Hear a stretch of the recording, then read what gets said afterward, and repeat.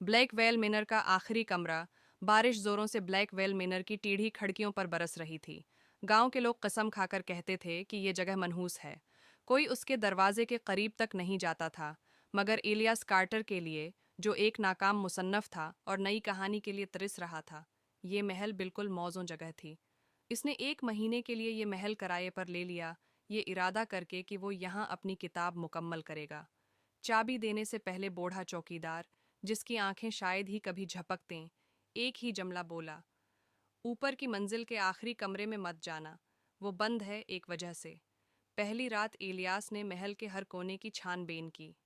हर लकड़ी का तख्ता उसके कदमों के नीचे चरचराता, हवा में नमी और हल्की सी लोहे की बू थी। दीवारों पर पुराने पोर्ट्रेट लटके थे, जिनमें संजीदा चेहरे वाले लोग ऐसे देख रहे थे जैसे वो सांस ले रहे हों, मगर जिंदा ना हों। तीसरी रात तक उसकी तजस्सुस हद से बढ़ गई। आखिर वो ऊपर के इस आखिरी कमरे तक पहुंच गया, जहां रोशनी जैसे कम हो जाती थी। इसने सब चाबियां आजमा लें, कोई न चली, लेकिन जब उसने हाथ हैंडल पर रखा, वो आसानी से घूम गया।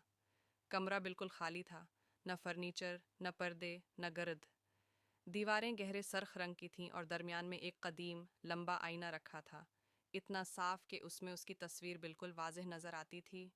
शुरू में फिर अक्स ने मुस्कुराया, एलियस ने नहीं। वो मुस्कुराहट लंबी होकर गैर फितरी अंदाज में उसके अक्स के गालों को चीरने लगी।